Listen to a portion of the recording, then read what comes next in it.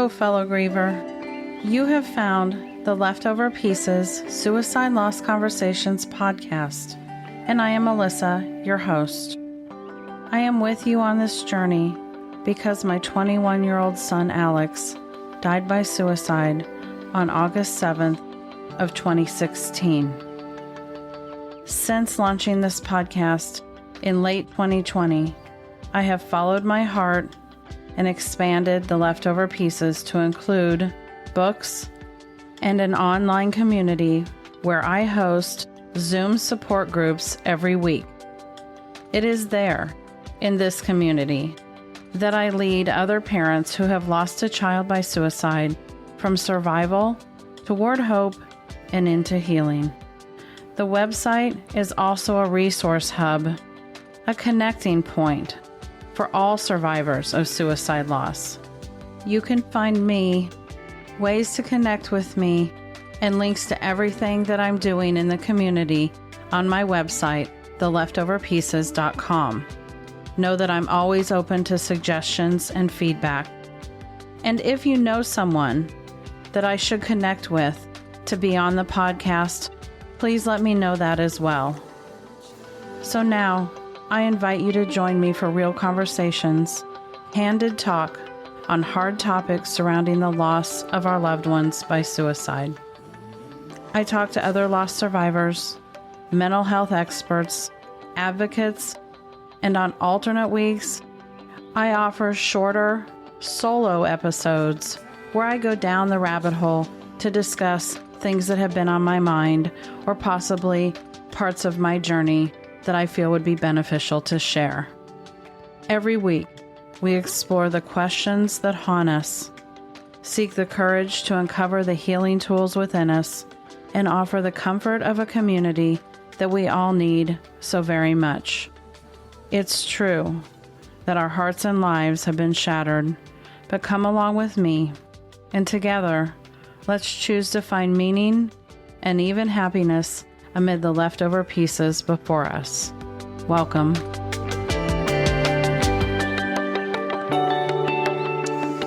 Hello and welcome, fellow grievers. Today, you've reached Season 4, Episode 32 of the Leftover Pieces Suicide Loss Conversations podcast, and I'm Melissa, your host.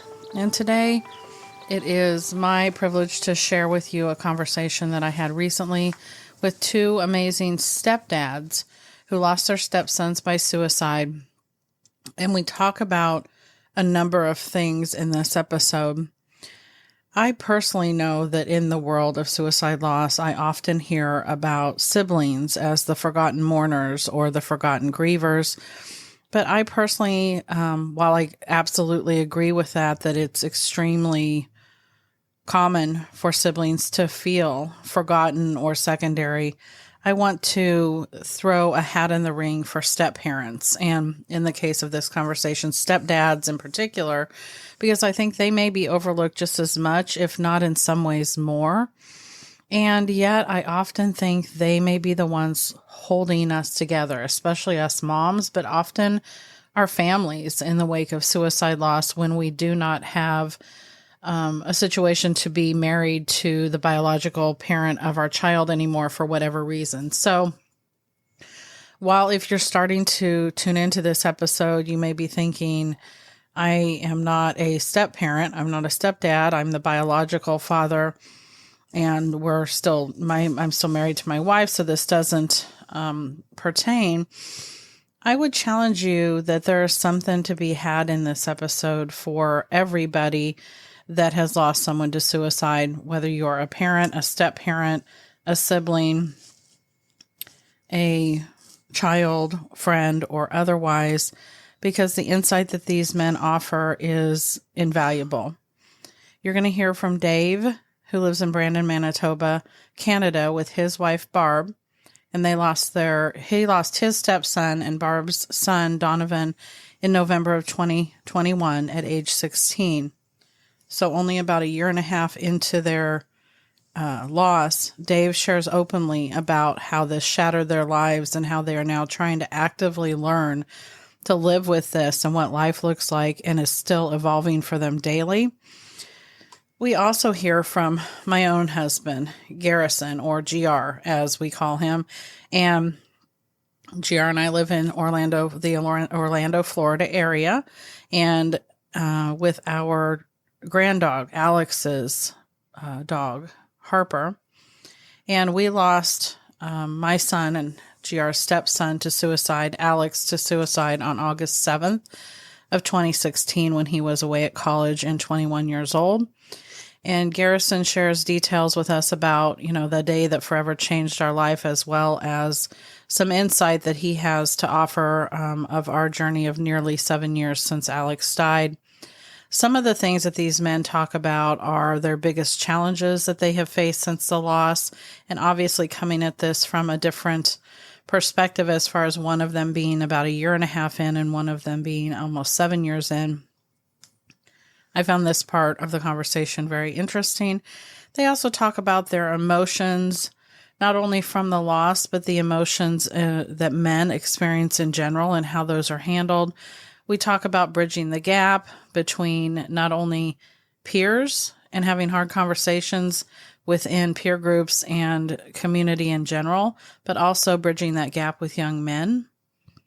And then we round up with them giving advice, any advice that they might offer from their perspective of where they're at in their journey so far. And there's some really good other nuggets along the way. I really enjoyed this conversation. Not, one of the gentlemen here is my husband. But even every time I have a conversation with him for the podcast, I learn something new also. He allows himself to be open and vulnerable enough to share things that he may not have told me specifically in a certain way before. And then Dave is just an amazing man who I really enjoyed hearing his perspective, and the love that he has for his wife and his family really shines through to me in the things that he has to say. So without further delay, let's dive into this conversation and welcome these two gentlemen. Welcome, gentlemen. It is my honor to have you guys both on the podcast tonight having this conversation. So I know that I've already introduced you to everybody. If you guys would each take a moment and share with the audience your lost story, I would really appreciate it. And GR, if you'd like to, you can go first. Okay, I'll go first. Can you hear me okay? Yeah. Okay. So, I don't know, it's a little difficult, but basically the story goes, it was August 7th, 2016. Just like any other morning, we were up. Well, I was up doing things around the home, and you were still kind of in bed, kind of not feeling well and not really knowing why. And you couldn't seem to get out of bed. It was like you kept on saying something was wrong, but you didn't know what it was. And I was up just doing laundry and things like that. I don't remember exactly what time it was. You'd think I would remember that, but I don't. 12:20. 12:20. So it was lunchtime. And Parker was living with us, Alex's younger brother. And anyways, he comes home unexpectedly and comes up into the bedroom where you were still in bed and I was up, I think, folding laundry. And as soon as he walked into the bedroom, I could tell something was wrong just by the look on his face and the way he was carrying himself. And he just said, "Mom," and you were like, "What?" And then you did get up out of bed, I believe, and we're standing there. And my first thought was that Parker had been in a car accident, because he had been out and that maybe somebody had been seriously hurt or maybe killed. But then he just said those words and he said, "Well, I didn't expect this." He just said those words. He said, "Alex is dead." He was, "Mom, Alex is dead." And everything changed at that moment. Our lives were changed completely, devastated, torn apart. And the way you reacted, I'll never forget the screams and the yelling. And of course, my first reaction was one of doubt and disbelief that somebody had called Parker and told him a horrible joke or whatever. And so I pulled out my phone and tried to call Alex twice. And of course, nobody answered. So that was that morning that everything changed. And then I know that within 30 minutes, probably even less than that, we were up, completely dressed, packed a small bag, and in the car for a 3-hour drive to where Alex was living, from where he was about ready to start his junior year of college. And in that car ride up there, well, you called Lauren, his sister, and I remember we were still at the house, and within minutes she was there with her husband, and just came running into the home, and I could hear her crying, and then we all just piled into the car and drove. So that's basically that morning, and then everything changed. And the car ride up there, I know you were making phone calls, and we were all the questions in it, but I just remember how quiet, or at least it seemed like it was. Parker was so quiet in the back seat. He was in shock and disbelief, as we all were. And then that's just when everything changed. And it hasn't been the same since. And I never. Yep, that's true. And it was a Sunday morning, so it wasn't like I don't normally get out of bed until that time. But it was. You're right. I couldn't, for some reason, I couldn't shake something being wrong that morning. And I remember you distinctly asking me, "Are you sick?" Because I laid back down. I'd been up and down and up and down, and I laid back down. I remember saying, "I don't feel sick. Something's just off." Right. And Parker had left 10, 30 minutes before to go do some stuff with his friends. And it was just a few minutes before he walked back in the door that I had said that. And so I believe that I had known all morning that something was wrong. I just didn't know what it was because I just couldn't shake it. And it was just a mom thing. Well, that made me a believer of mother's intuition. Because you knew something was wrong, and something was definitely wrong. Yeah, something in my universe wasn't right for sure. So, I don't remember a whole lot about Parker standing in front of me other than the look on his face when he came in. Like you, I thought something was super wrong. I appreciate that. Thanks for sharing that. And Dave, if you would share with us your last story. Yeah, Donavon, my stepson, he lost his dad in May of 2019, right around the time when I came into the picture. Donavon and his mother had moved to where I was in January of 2021, where we could all be together. In February, he asked for help as he was struggling with anxiety and maybe a little bit of depression. We didn't realize how bad it was until about April when he had his first attempt. He asked for more help at that time, and with a week of inpatient support and some additional counseling throughout the summer, it really felt like he had been making progress. Even though we all were struggling with the additional restrictions due to COVID and other things going on. Shortly after Halloween, we noticed that his mood had shifted again. We're in the midst of changing counselors for him at that time, and actually it was the week of that we had lost him to suicide. And that was on November 18th. And I think the biggest probably trauma or part of it is, you get that call. So I got the call from Barb, who had found him, and I couldn't even comprehend what she was saying. So it was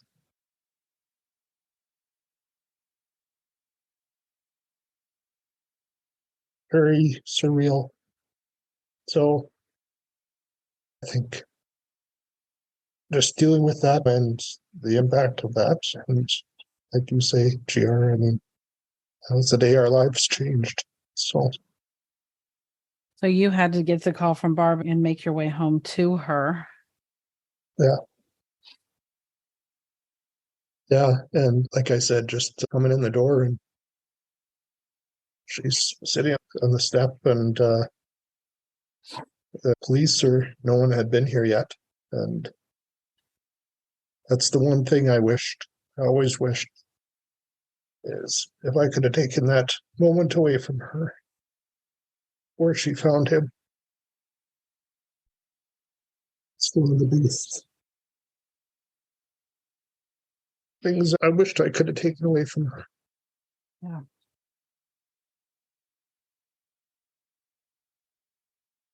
Thank you for sharing that. It never gets easier for me to hear. And while it gets a bit easier to talk about for me as years go by, as far as sharing my story, I still, like GR, when he started at the beginning, he said, well, I wasn't expecting this, as he got a little choked up.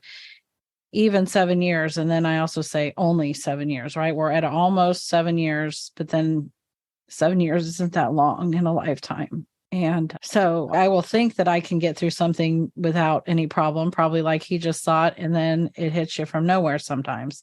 And other times I anticipate it being difficult, and it's not as. So there's a podcast called Grief is a Sneaky Bitch, and it's kind of true. You really don't always know how to navigate whether it's going to be good or bad. So we just go with it because this is hard. So as we're talking about the emotions of all of this as it hit on that day, if you take yourself a little bit into the loss, even as early as the first few days or weeks, what do you feel like you're both at a little different place? Obviously, you're at 1.5 GRs. We're only at 6 years and not quite 3/4. I guess we're approaching year 7. What do you feel like your biggest challenge has been so far, or maybe challenges? Maybe it's changed. Maybe your biggest challenge early on is different than your biggest challenge now. But GR, would you speak to that a little bit? Yeah, probably the biggest challenge, I think, as a stepdad, is okay. Well, for me personally, when I came back into your life, Parker was a sophomore in high school. Alex was just graduating. So I wasn't around for when they were younger. I didn't have anything to do with their upbringing. So as a step, only having had known Alex for a handful of years, I think the hardest part of it as a stepfather from that point was seeing how his death affected the family, especially you as his mother and his brother and his sister, never mind the hundreds of friends that he had and all the other family, but just seeing how that affected everybody, because it affected me too. I was grieving, I was very sad, but then seeing how the people who had known him his entire life, how it was affecting them, especially you as his mother, and then not really knowing what to do and how to handle the emotions I was having as a stepfather, but then still also trying to be there as your husband and as a stepfather to his younger brother and his older sister. So there's a balancing act there where I think stepfathers, depending upon when they came into the picture, how much they were involved in the upbringing of the children. Obviously that's going to be different, but just seeing the effects that it had on you and his brother and sister, and struggling on what to do and how to handle my own emotions, because it seems like as a stepfather who had only been in Alex's life for a few years, sometimes I would have to keep my emotions in check, because you as his mother, there's nothing worse than a mother losing their child. And so that was a challenge, especially at the beginning, especially in the first couple of weeks, months, maybe the first year or so. Because I know I had some anger. I was angry about, why did Alex do this? Why did he do it to his mom? Why did he do this to his mom, his brother and sister? And we had some talks about that early on. I don't know if you remember or not, but I had to figure out real quick to take that anger and channel it into emotions and feelings that could be a little bit more supportive. Because the anger So figuring out your role was kind of your biggest challenge. Do you feel like you were able to navigate that a little bit in those first few years and get to a place that made more sense? Or was it harder than, looking back now, does it feel like you've found your role? Well, yeah, I think so. I think so now, but it's been almost 7 years. I'm trying to think back where I was, where Dave's at now in a year and a half. We were still there were a lot of questions around Alex's death. And so there was all that was going on. And we still had to handle all those emotions. So I have found my role now as a stepfather, but at the beginning, it was hard to know when I could talk about my emotions and when I had to put that to the side, because supporting you and his brother and sister were more important. That's where my role was. Well, and do you feel like some of that challenge that you faced had to do with, in our case, Alex's biological father is alive. Now, he had a very touch and go on and off relationship with the kids growing up. And so he wasn't, I wouldn't say he was actively in the picture, but he was also not completely out of the picture either. He was present for the funeral. He created some turmoil that week. There was a lot of his family around that we were actively dealing with in our home. So being faced with and knowing that a lot of dads that are listening are in the same shoes, do you feel like that created any of the challenge or delicacies of how to figure out what your role was, because there were all these biological family members around and you had to figure out what to do with that? Or did it even factor in? Because if it didn't. I mean, given our history, I wasn't a big fan of Alex's biological father to begin with. So I knew where his spot was in the picture of the whole family. So I felt like my role as a stepfather wasn't threatened by him at all. It was more just learning how to handle my emotions along with your emotions and Parker and Lauren's emotions, and just knowing when I could speak up and say something about how I felt and when I needed to be supportive of you and them and just put my stuff to the side. But no, I think that his biological father didn't. I mean, he created some issues, but that's what he always has done. But it didn't factor in. I was just curious if it factored in that much for you or not, because in going to Dave and asking him to speak on his biggest challenge, if as a part of that at some point, Dave, you can maybe speak to whether the fact that Donavon had lost his father and that you were trying to kind of fill that role in his life, if there wasn't any additional challenge or stress to that in itself, because there you were, the father figure.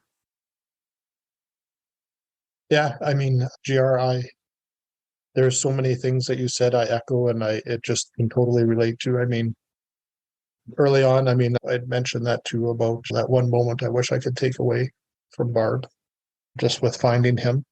But the other thing is I struggled with is anger. I felt, and it was like, I felt guilty, but I was feeling anger towards Donavon for what he had done. Basically, I feel like, I don't even know if it's the right way to say it, but to his mom. Uh-huh. So that was, and I don't know when it shifted, but at some point it shifted relatively early on, where I just felt like now that anger part I kind of got over, but it was more of, now I was more protective of him in the sense of whether it be a memory or just, I don't know. I just felt like I was kind of defending that in the sense where he wasn't doing it to someone else. It was something he was struggling with, and just coming to the realization that there are certain things that in those scenarios we don't maybe think about other people the way that we would or should. So I think that was early on.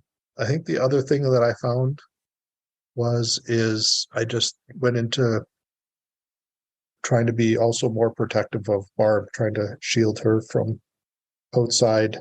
And it was tough. I think the role as a father or as a dad or a spouse is one of the things we talk about. It's just that sense where we feel like we have to soldier on and we don't get to necessarily have our moment. We have to kind of work through a lot of those issues. With Donavon and I, again, when I was kind of more of a part in their lives is right near the time when his dad passed. So I was very careful I always was very clear to him that I never wanted him to think that I was trying to fill his dad's shoes. I always encouraged him to talk about his dad, because I know that was a big area of guilt because of some of the struggles that his dad had as well. So I think Donavon felt guilty for some of the time that he had missed with his dad. So I never wanted to ever feel like I was replacing anyone, but I just wanted to kind of know I was there. So it was to me, it was a bit of a delicate spot. I don't know if I ever really had that down or navigated it proper, but I wanted him to always think that I was going to be there for him. And so that was hard too. Just as tough as things got, I wish you could have just spoke up. Yeah. So, Thanks for sharing all that. In using your words for a minute and talking about soldiering on, it's a great way to go into the next thing I'd like you guys to touch on, which is, and I stumbled around this a bit with the dads in the roundtable episode that I did recently, because Venus and Mars, right? Women and men don't always communicate and handle things the same. And so in talking about as a man, as a father figure, as a spouse, as a husband, trying to soldier on and kind of put your own emotions at bay, putting our own emotions at bay and pulling yourself up by your bootstraps and sucking it up and all the things, all the words that we hear in our society growing up, as we meaning men mostly, but we women hear it about men. So then we oftentimes probably put that off too on men unknowingly, right? Assuming that they're going to let us be emotional because they're okay or they're going to deal with it. And I don't believe most of us think that anymore, but it's still hard to get over the perceptions and the constraints that we're used to living under. And so I guess my question would be, GR, as you think about responding to this, because it is really hard to talk about emotions, period, for any of us around subjects like this. But it's especially hard for men to talk about their emotions and their feelings. And so, but in the climate that we live in, the world that is our shattered life that we're trying to pick up and put back together, talk about how you've dealt with your emotions and talking about that as a traditional constructive of men kind of suck it up and then something hitting this deep and this shattering in your family. There really isn't any way to avoid an emotion, but how did you find that you dealt with it? How have you evolved in dealing with it now? Because the question I'd like you to answer before you're done is, do you give yourself space to grieve now? And did you always? Because I don't think, from what I saw, I'll just throw my 2 cents in, that you always gave yourself space to grieve because you were so good at wanting to make sure I had the right space and the kids had the right space. So do you feel like that's the case? And if so, have you learned to give yourself permission to have space to grieve and be sad about the loss? Because this loss, just to be clear, is of Alex and of Donavon. But we all know the ripple effect of this loss. This is the loss of the life that we thought we were going to have, that we thought they were going to have, that the family was going to have. All of that changed the day they died. And so this is about that loss as well. So when I talk about grieving, it is, of course, first grieving for the loss of their human presence in our life, but it's also grieving. I mean, sometimes I've said, you have to have grieved the loss of the person that you knew before this happened. So talk to me about your emotions and your grief as to how that's evolved, and if you even give it any time and space. I think that before Alex died, I'd always been in the thought that things couldn't be that bad, and you buck it up and you move on and things will get better. And you keep your emotions to yourself if you're struggling with something, because I don't have any children of my own, and I don't have any brothers or sisters, and my parents both passed away quite a while ago. So it had always been, you just kind of buck up and keep going. But then after Alex died, I mentioned that one of the first things the emotions that I had was anger. And it was like Dave said, anger towards Alex about why did he do this? Because of what he did it to you and then just, he was only 21 and and all of a sudden his potential and his future is gone. And I learned pretty quickly after I used to have this really poor view, this wrong, distorted view of suicide, and that was another reason for a lot of the angers because it didn't have to happen. But then that shifted after I began to learn more about mental health and people that struggle with depression. And then when people get to that point with their mental health and they become suicidal and they get to the point where they actually decide to do it, they're not thinking about their family. I'm not thinking about dying. They're not really, thinking about most of the dying. They time. might be thinking that they're actually doing their family a favor or something like that, even though that's furthest from the truth. So that's as far as my handling of the anger, that shifted as I learned more about mental health and what Alex was going through and what other people go through when they get to that point. With the grief, I don't know, men aren't supposed to cry, but obviously when there are times when you and I will just be walking through the store or we'll be at our other job and a song will come on. There's a handful of songs that just trigger the faucet in your eyes just comes on and you just start crying. It's like it's one of those songs. But I don't think I have ever really dealt with the grief maybe as much as I should have, at least not forward straight to you. There have been times where like I would be, I don't know, alone or whatever, and I'll be thinking about Alex and just really still to this day have those questions, the grief and the why, that question why. If I'm in the shower, getting ready for work, or doing something with work or whatever, you see every once in a while. Still today, I'll see somebody. This only happens with my dad too. Like I'll see somebody that reminds me of my dad. Sometimes I'll be out there, like when we were just on vacation this past weekend, I saw a couple of young men that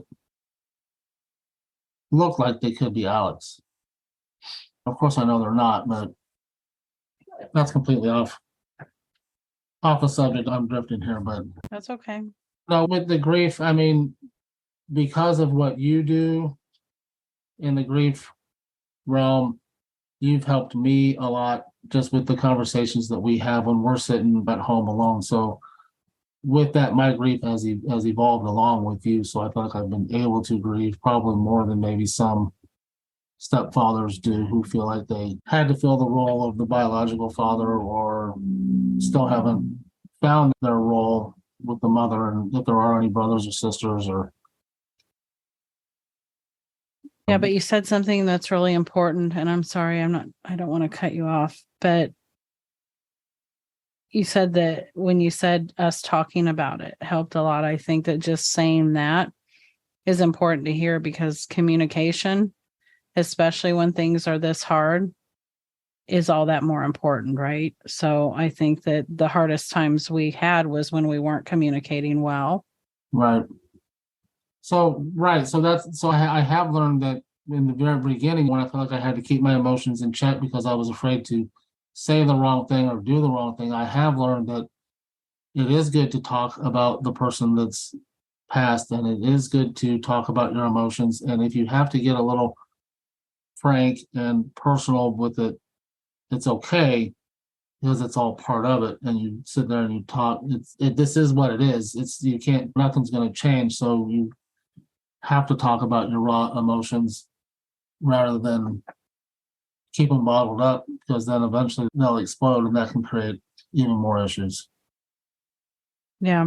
So I want Okay. Dave to speak to this part, and then we'll kind of you guys can both speak to a part 2 of it, which is, I'll just wait and bring that part up after Dave talks. That way you don't have to get it convoluted with what we're talking about. But Dave, you want to talk about soldiering on as a man and where that has evolved in the year and a half that you've been dealing with this? Yeah, I think to some degree it's still something that I struggle with. I mean, it's like PR said, you're trying to do everything to support your spouse and your partner and the mother. And to me, I always visualize things as I think about there's a grief circle I've seen where you never dump in, right? You're always dumping out.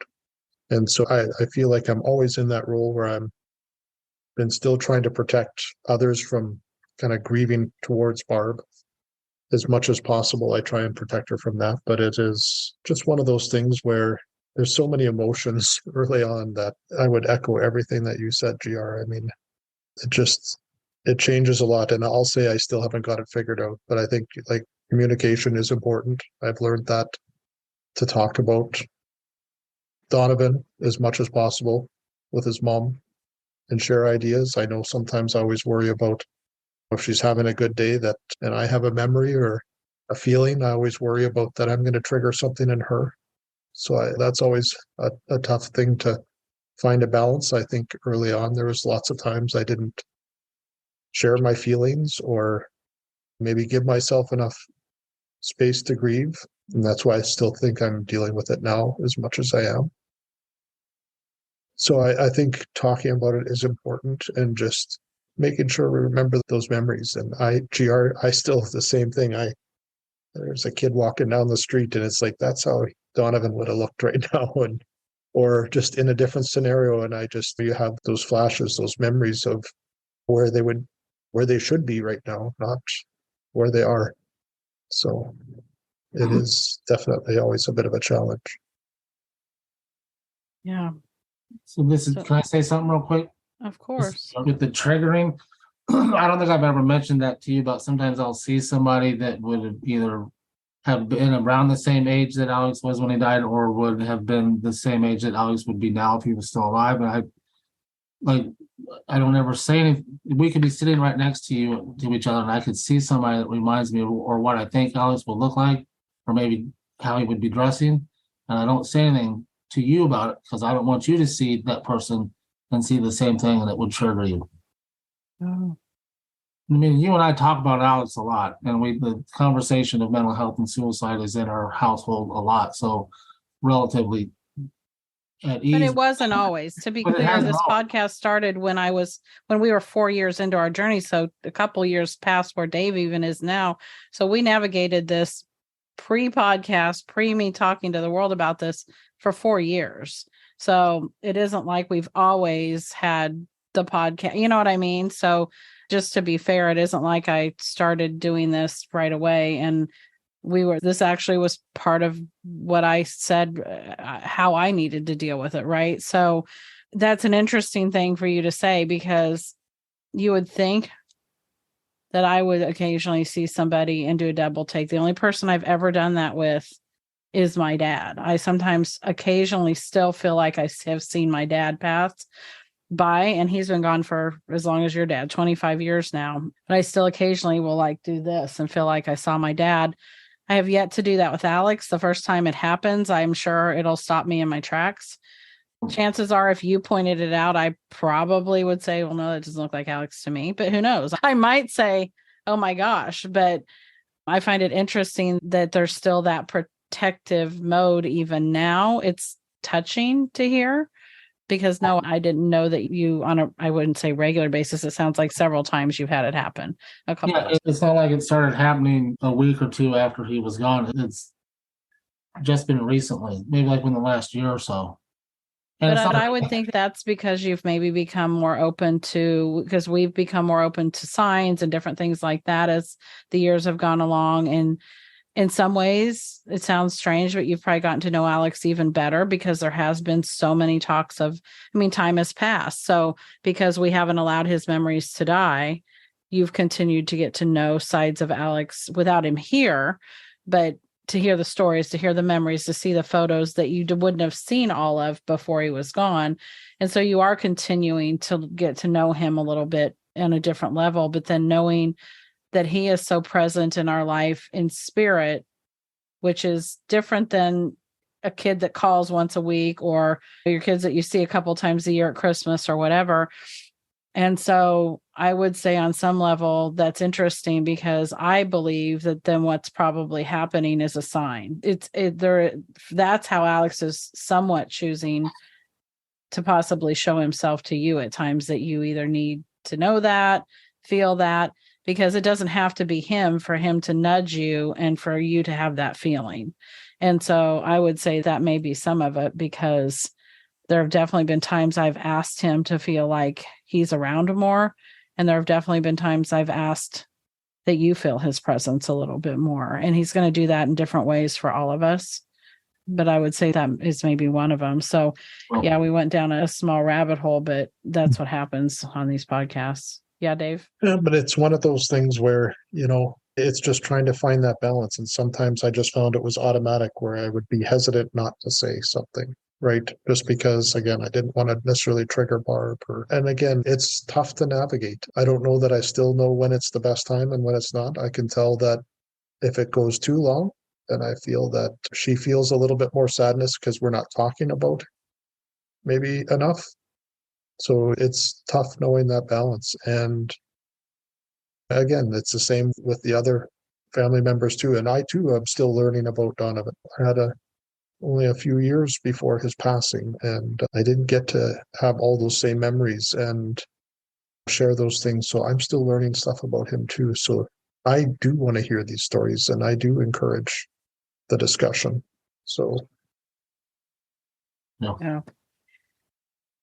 We touched a little bit on this, and this wasn't something that we talked about beforehand. So sorry to kind of throw one at you, but it occurred to me as we were talking, guys, that early on, I know that with Garrison and I, we have that's why he alluded to before and whatever, we had dated for college, our college years. And then when I left our college town, I actually went back to my high school boyfriend, who is my children's biological dad, which was where he alluded to Rich not being his favorite person on the planet. So that's where that came from. But because we had been back together before, and because we did have several years together before Alex died, back together, and we're building a life. We had bought a home. We were running a business together. We were building a future. The kids were all headed in great directions. And I want to know whether you have anything to say about the fact that, and you don't have to address this part, but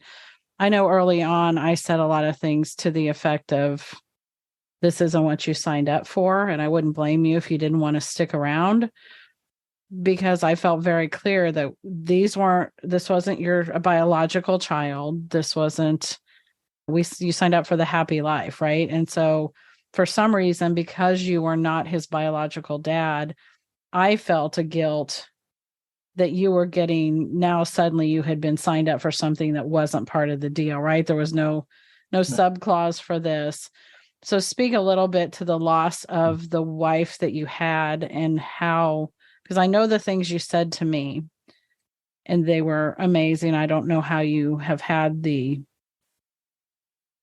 ability to be as supportive as you have been, given that you don't have biological children, given all the things, but you've always been amazingly supportive. But I was resistant to wanting to, I don't know what word to use besides say, to continue to drag you through what I didn't even know how to navigate myself. Because I know several times I said, I don't know who the heck I'm going to be when this all settles, if it ever settles. So how do you know you want to be in this? Speak to that, because it isn't just dads listening, it's wives that are in my shoes early on that need to hear what you have to say about the loss of your wife as you knew her. Well, I didn't lose her. She just changed. And so, but we all changed. Everybody changed that morning. And then as time went on, we've all changed. So I didn't lose you. You just changed. Well, I'm going to rat on you and then you can speak to it. But when I said something to you one time about you didn't sign up for this, you said, I absolutely did. I signed up to be with you no matter what life dealt us. Right. That's what I was going to say. When you make a commitment to a person, you sign, no matter what happens in your life, you deal with it, whether it's the loss of a child, regardless of how that happens, or if you never have anything bad happen to you and you live long, healthy lives and all that, you sign up for it to go through it with whatever happens. I know that if the roles were reversed and I had lost a child and say you didn't have any children, but we were still married, if it was completely turned around, you wouldn't leave. You would still be here supporting me and supporting my family. So, and it's not a guilt thing. It's just you make that commitment and you just deal with it as things come. And if you don't know how, you figure it out, and eventually you will. So I think that the first few weeks, there were some tense times. The first month, maybe the first year, when I was figuring out my emotions and figuring out my place, and we were all figuring out our new places in the dynamic of the family without Alex. But I think in the long run, it has made us closer as a couple, and it's starting to, the immediate family is starting to come back together somewhat with the brothers and sisters that are involved. But I could easily see where something like this, a tragedy of this magnitude in a family, could drive a husband and a wife apart, especially because they may blame each other or they're going to grieve completely different. Or you could see where a stepfather or a stepmother would say, I didn't sign up for this and this is too hard. And, what it's done to you, you're not the person that I loved, not the person I fell in love with. I could easily see where the emotion of all this could be too much for somebody and then they would leave, whatever the situation might be. But that's just, I don't know, it was never a thought. Really, I mean, I could see where it could happen because it is hard and it's not something that somebody wants, you don't ask for this, but it's happened. And so we'll just have to deal with it. Dave, do you have anything to say to that? I know you guys are a lot earlier on in this journey, so I don't mean to put you in a weird place. No, I mean, I think it's important because I think it is a common thing. I can see where, to me, I kind of feel the same as GR. I mean, honestly, I fell in love with her. And it's her heart, her spirit, her everything. So, yeah, I may not have signed up for this, but I signed up for her. Right. So I think that's the biggest thing. And I do see, I mean, I could definitely see, just again, PR, you alluded to it as well. People grieve so different all the time, and they're always in different places. It is a roller coaster ride. Just the emotions, and when you think you get something figured out, something else comes at you. So I think there is a level of, we just gotta deal with things as they come and not worry about the things we can't control, but worry about the things we can. But it's still something that we work through, and I think the key is communication and talking about it. They're not always easy conversations, but I know Barb and I have talked about that too, and things have changed. Everything's changed, but so have I. So I don't think it's one of those situations. It's just my feeling, but I just feel like you can't go through this and not have it change you. And so, yeah, I see how much she is hurt and changed, and we don't know what that looks like down the road. But I mean, the same thing goes for me too. So I'm there for her, and I trust she's there for me as well. So, and I believe that. Yeah. And I will say that seeing it from a different side helped me a little bit more this last 2 years ago, not quite 2 years ago, just so about a year and a half ago, when GR was diagnosed with cancer. There was a point in that and I was keeping a lot of my fears to myself because it's like, it wasn't the same, but on some level there was a role reversal for us. And I was able to see some of those protective feelings come out, and silently to myself in journaling and things, I was able to work out some of that. Was I contemplating leaving him because he was going to disrupt our life with this cancer he didn't ask for and all of that? And absolutely not. Like, I mean, I signed up to be with him, whatever that looks like. Life isn't fair. It is what it comes at you the way it comes at you. And it was the first time I really had some peace with understanding that love, right? That, not that I didn't understand his love before, but this decimates a mom on a level that you can't even put words to. And so when you find yourself thinking, how am I ever going to be able to give him what he deserves or whatever, it's hard to put that. Now, I feel like I do give back more now than I did for a while, but it's just interesting to be able to have seen it from the other side just a little bit, just to get that glimpse and to say, Well, of course I get it. Of course I get it now. When you love somebody, you're there for them. So, but it was an interesting perspective to see that and realize that you don't sign up. If you sign up for a perfect life, you're in the wrong game anyway, right? That's not going to work no matter who you're with, I guess. So, yeah, I would just say that we have to let ourselves off the hook and let people be there for us and let them love us through it, no matter what that looks like. So, in talking about the emotions and winding up that part a little bit, how would you guys say that the conversation should evolve with men in general so that we can have more bridge conversations and less men find themselves in the position of feeling like they can't talk about it, therefore they in their life? And this also goes for just talking about emotions in general, because men shouldn't walk around for 10 and 20 years not talking about their grief when they are heavily grieving too. So whatever the stressor is, how do we open conversations or set examples for peers, but also for the younger generation, so that the young men feel like they don't have to keep their feelings in so much? What does that look like from where you guys sit, Dave? This is Dave. Yeah. I mean, I have a 16-year-old boy. And so I think one of the things that I've been sharing is, as I talk to other dads in a similar situation where they've lost a child to suicide, is what would be one thing that we could do? And I think it's almost like we weren't kidding, but we were just saying, if you could sit down a teenager and you get them in that spot where they're often in that phase where it's like your parents don't know anything. But if you get them in that spot and just say, you know what, if you don't hear anything else, I need you to hear this. And talk about being able to share things, or if you're struggling with things, find a way to have a conversation.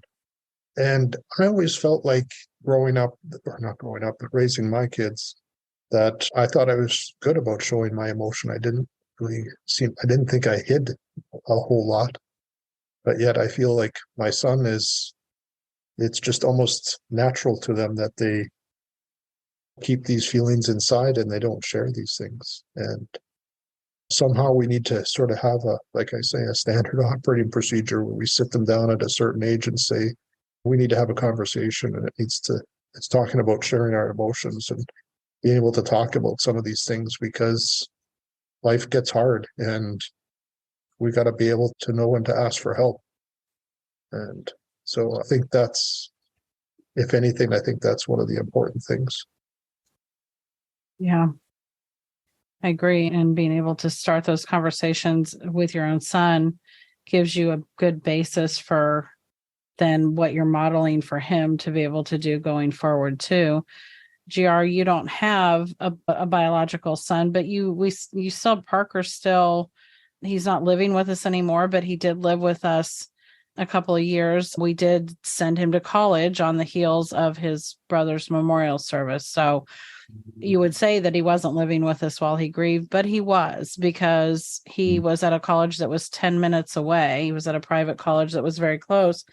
And so even though he had to technically move into the dorms because he was there for baseball, when you're 10 minutes away, you're home every weekend when you're grieving the loss of your brother. So he was still home an awful lot. We still had him in the house an awful lot. And then he changed paths. He was home for the summer and went to another college after that. But having him in the household and just being around, you've had the opportunity longer than Dave in the grief journey. You've been doing this longer, and him being around other men in general. What would you say to this topic about not only approaching young men and being an example, but how do you talk about men just sharing in general? Well, I would, as far as Parker's concerned, I've let Parker know that and not just with the death of his brother, but just with other things as he's turning into a fine young man, is that I'm here for him, but I know that he's also got you. So I feel like I'm kind of second tier as far as him coming to a parent for any help or advice, but he has come with some things. But just as far as men in general, it seems like there's a lot of stigmas out there. There's a stigma about mental health. There's a stigma about suicide. You can probably put a stigma on just about anything, but there's a stigma about men showing their emotions, and you have to get rid of that stigma so that men are not afraid to show their emotions. Because I think a lot of men are, because they think that their wives or their girlfriends or their children will think that they're weak. And when in all actuality, showing your emotions and expressing yourself and talking with your loved ones is a sign of strength. And your wife, your girlfriend, your children would be more than happy to sit down and listen to you talk and cry and spill all your emotions out there if it made you a better, more sound, healthier person. So I keep on saying this with getting through the stigmas. It's like with people who are suicidal, there's all this stuff about all this help that's out there, but you have to get them to go find the help. It's like Dave said, if Donavon had just asked for more help, or if he had just, maybe if Alex had asked for, if you just get past that stigma to get them, to get these young people to quit seeing suicide as an option. It's the same thing with any kind of stigma, whether it's just with mental health, or you just have to get the men who are struggling with their emotions to knock down that stigma so that they will come out and talk.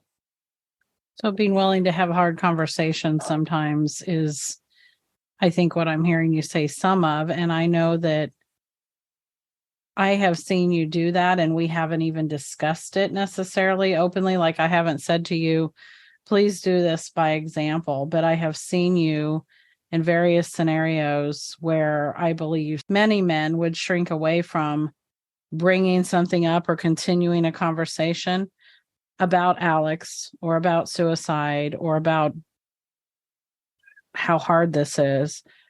And I've seen you not only bring it up, but I've seen you lean into the conversation before with people that are not always, they don't always know everything. We may be having dinner with an old friend of yours that we haven't seen in 5 years or more, and they barely know anything. And they want to dance around it and pretend like it's not going to be something that we discuss. And you'll lean into it and you'll bring it up or you'll say something. And I think that it's important for me to tell you that I noticed that, but it's important for me to also say that I hope that's an example to the other men that you're with when you do that, because I think it's incredibly strong to be able to say, to be able to do that, to be able to lead with talking about your wife's dead son when probably those people are going, just don't talk about her son, just don't talk about her son. And you're willing to talk about it. You're willing to bring him up. You're willing to talk about what we're doing and all the things, and know that it's important that we continue to talk about emotions and that we continue to talk about Alex, and that we talk about that this is hard and that you're okay to get choked up when you talk about it for a second. Not that you sit there and fall apart, but that you're okay to say that this is hard and this is how we're dealing with it. And I think that's really important. Do you have anything to add to that, Dave? No, I echo that. I think it's, Okay. I mean, I haven't got that all figured out yet. But Takes a while. yeah, it's just finding that too, because I think it's important, even as in the males in this situation as being the stepdad. I think it's important that Barb also sees that I start those conversations and have those conversations too, because too many people do try and avoid the conversation and they don't realize that it's more hurtful to the mom.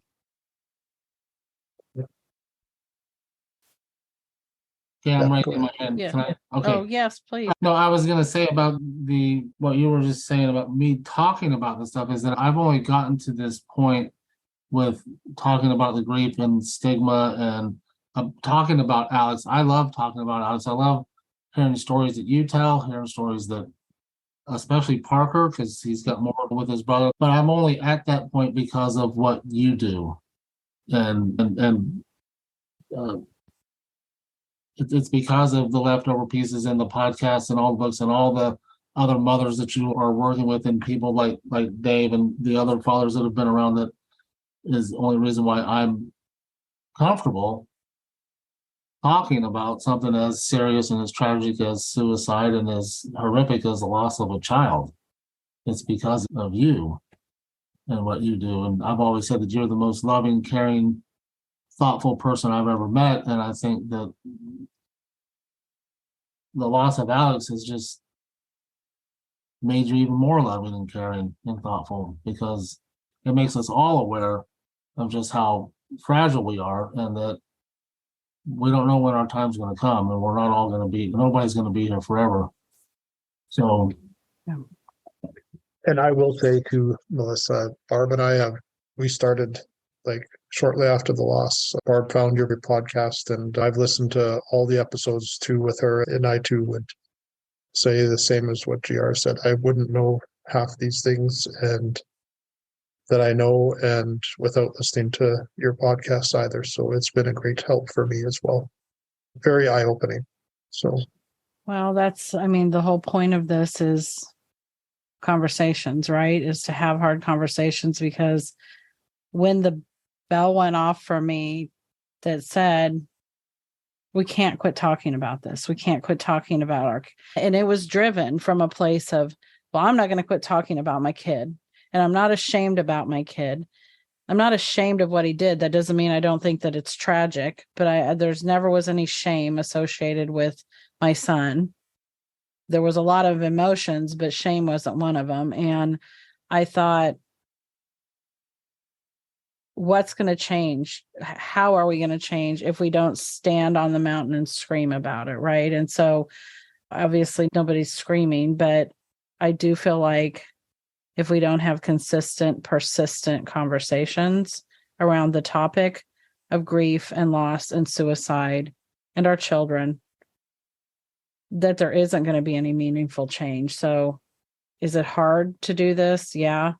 Do I think it makes a difference? You guys just saying what you did tells me it makes a difference.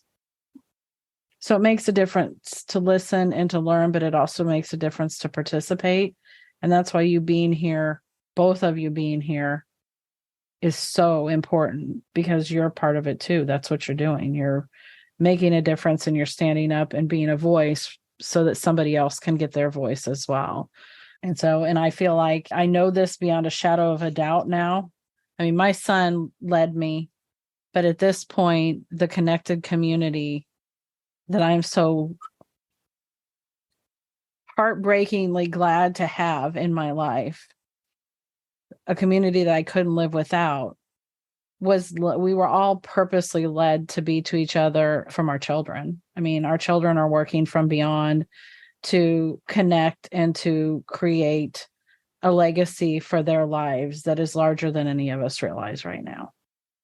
So it is bigger than we are. So it's a minor part. I've always had the gift of gab. I have a microphone and some headphones now, and the internet. So wielding my tools, if you will, I hung up my whisk and knife and got some headphones and a microphone, but I would say that this has a little bit more meaning than that. And I still cuss my son out on a regular basis for this not being what my intended purpose in life was supposed to be. But I do think that given who these amazing kids were that feel like they're guiding all of our steps now, it doesn't surprise me that the work that's coming out of their moms, which is your wife included, has such meaning, is going to really make a difference. And this isn't how we wanted to make a difference, but it's what we have.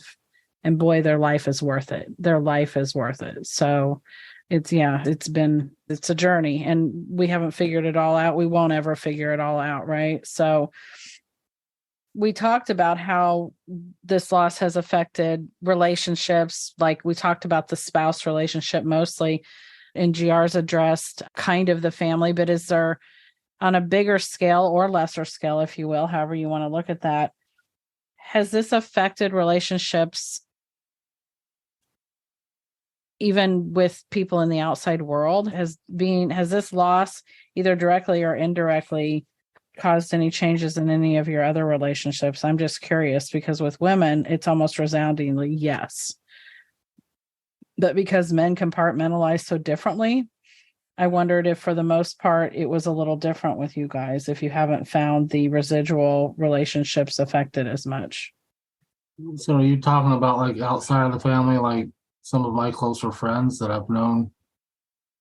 Sure, GR, or even, I'd have to think back because I get that Dave's self-employed as well. So we were self-employed. It wasn't like we were going to an office with a bunch of strangers necessarily.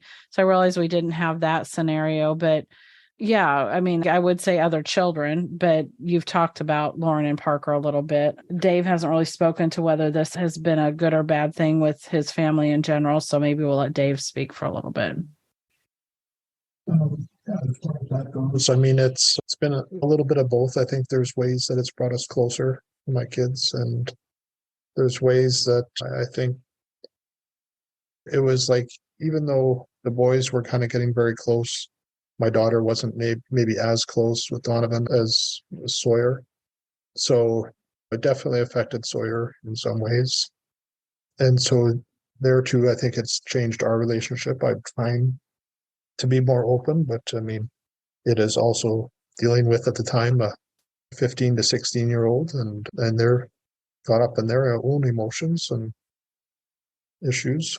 So yeah, and as far as through work, I think there is some level. I always feel like, again, maybe it's me that's saying it to myself, but it doesn't affect me the same way because I'm not his biological dad. I feel like I say that, and I sometimes feel like maybe others think that as well, that it shouldn't affect me the same. So I think that's sometimes hard. You get that feeling where you maybe aren't feeling understood. But yeah, as far as that goes, I think our friends have changed a little bit. It's a little bit different too because Barb had just moved here, and so she didn't have as many close connections. But so I think her connections have changed as well, definitely. So yeah, it definitely has affected that. But again, it's just one of those things where I think if you can recognize that this is going to change and this is something that's happening, it's just, how do you best deal with it? Yeah, because the gravity of this situation, the gravity of the life change that it is, dictates that there's going to be changes. And everybody sitting here has also been through changes of even relationships, which are losses in themselves. And I don't think any of us have been through any of these big changes where you don't look back and see there are some shifts in the circles that we have and the people that maybe aren't there as much or even at all. And so I just know residual relationship losses is common. And you guys just saying, yeah, it does shift a little bit and change is just the validation of sometimes that's just part of it, right? Everything changed means sometimes everything changes. So yeah. You know what I will say, actually, one of the things that maybe has also been a positive change, was we've met other families that have had similar losses. When it comes to other like guys or the male side, I don't know, I feel like there's a little bit more of a connection where there's a little bit more freedom to talk. There was a few individuals we went on a retreat, and it just seemed like you'd known them for a long time. And you can say things that you maybe wouldn't normally say to other friends. And I heard some dads say too, they have kind of two sets of friends that they maybe just go golfing with or do stuff with. They don't talk about maybe some of the close family issues or things like that, or they don't talk about their feelings with them. And then they'll have other friends where they can talk more openly about things. And I too have found some of those dads, and it's like, sometimes it's not even, we'll share pictures like just on text and it's about barbecue and then something like that. And then it'll be, how are you doing? Kind of thing. And they know right away what you're talking about. So I think there has been some positive things, and I wish that for all the dads out there too, don't be afraid to find some support groups that have common situations and make those connections because they're very important. I think that's really powerful. I don't know why I didn't think that we were going to talk about that initially, but I love that you brought it up. And I think that it's a really powerful thing to say that out loud, because I'm assuming because you brought it up, you don't mind me saying that I know that you and Barb have attended 2 grief retreats, weekend grief retreats. I was honored to be there for one of them, but I know you guys have attended 2. And then I don't know I know Barb is involved in support groups, but just to hear you say the difference it is, because I watched some of that at the grief retreat we were at. Not only would the women congregate, but to see you guys, the men, be able to congregate in a room and have conversations. I think that's a really powerful thing to say out loud, because I think a lot of men probably go, well, my wife has her stuff, but they don't feel like they have stuff. And some men say they have a hard time finding that.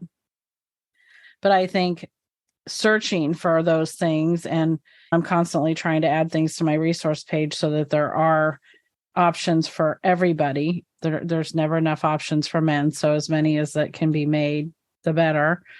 But just to hear you say it is easier to talk about when you're with people that have a shared experience. So, because I know that as a mom, but to hear you say it is really powerful. So I think anyone that's lost a child to suicide or lost someone to suicide, I mean, it's one of those losses where I feel like unless someone's been through it, it's like they don't get it. And I think that's just a feeling that you get maybe naturally. I don't know.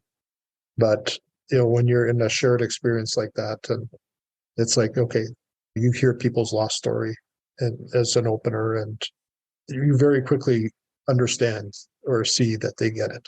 I mean, they've experienced the same thing you have in some ways. yeah. So, and some of the same emotions. So I think it just means another thing. It's just a different Right. And type of relationship. It's a healing thing to be able to have a shared experience with somebody and to be able to vocalize that. And anytime somebody hears us, and I guess I'll take that a step further, anytime somebody sees us, and that's what it feels like when somebody is able to truly acknowledge, not just quickly listen and walk away because they want to get away from what you're saying, but when someone truly sees us where we're at, it's validating in itself. So yeah, I think that's what shared experiences do for people, is they allow each other to be heard and seen in a way that they don't feel like they are when they're with people that don't understand. So as we wrap up, I'd like each of you guys to speak to any advice that you would have for anyone listening. And of course, that means knowing what you know now and where you're currently sitting, any advice that you would have for other stepdads especially, but you're not just speaking to stepdads, you're also speaking to everybody that loves them and is listening as well, the wives and kids as well. What advice would you have going forward? GR, do you want to start? Sure. Well, I know we've been talking a lot about how important it is to talk about your grief, talk about your loss, talk about the son or daughter that's no longer tell the story so that they live on. But as far as just general advice, something that I've learned, and this can be pertained to pretty much anything, is that it's better to listen more and talk less, and try not to have all the answers, because you don't and you never will, and don't try to fix it because there's no fixing this. I think that's another stigma that goes along with men, is that we got to fix everything, whether if it's something broken in the house, we have to fix it. If there's somebody struggling with something, we have to come up with the answers to fix it. And when it comes to the loss of a child, period, or especially the loss of a child by suicide, there is no fixing it. You'll never have all the answers. And so sometimes it's better to just listen to the mom or the sister or the brother talk, and just listen more and talk less. Thanks. I think that's great advice. Dave, what about you? That's one of the things I had written down too, is just, again, everyone's in a different place. So I think understanding that everyone's always going to be grieving differently. But I think early on, I felt that there too I felt like I was trying to figure out ways to find solutions and, like you say, fix it. And there is no fixing it. And I think it's just important to make sure that you're listening. I think the other thing that I found very helpful in getting support was that getting counseling is okay. Go talk to someone. You're going to be in a situation where, a lot of the feelings and emotions you have, you can't necessarily share with your spouse because they're trying to work through the things themselves. And So just making sure that you have someone for yourself to talk to. If you're fortunate enough to find someone in a similar loss situation that you could talk to and relate to. I think even just hearing GR talk, I know early on there I was thinking that there's feelings that you don't know if it'll ever go away. But listening to GR, it's about things will evolve and change and be a little bit different. Yeah. So it sounds like as time goes on, it's not like the loss is going to change. You're still going to suffer that, but at the same time, it just gets a little bit easier to work through.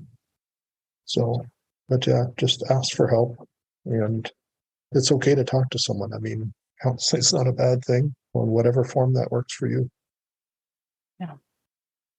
Thank you. That's a great note to end on. I appreciate both of you for being here and for talking about it. And one way or another, I know that we'll all talk again soon. So thank you a lot. Thank you. One way or Thank another, you. we'll talk again. Good night. When it's supper time. Yeah.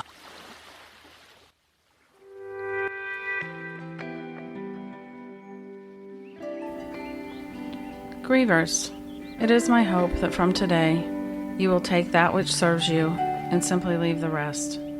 If you connect with what you have heard, please subscribe to get notified of my new episodes every week, and please feel free to share it with others in the suicide loss community. If you are so led, I would also be honored if you would leave a review so that others might find us more easily. You can find me and all ways to connect with me at my Instagram, The Leftover Pieces. I want you to know that I know how very, very hard life is now. It's true that we will never be the same, but we are going to be okay. We will figure this out somehow, together, and we will keep our loved ones with us because there is no getting over or past grief, only learning to live more gracefully alongside it. Only through talk can we keep their memories alive, learn to live again, and bring some awareness so that less will suffer. Join me again next week, and we will keep the talk going. We will sign off today, as always, with the wise words of my Alex's favorite, Peter Pan. Never say goodbye, because goodbye means going away, and going away means forgetting. Grievers, no one here is forgetting. Talk soon.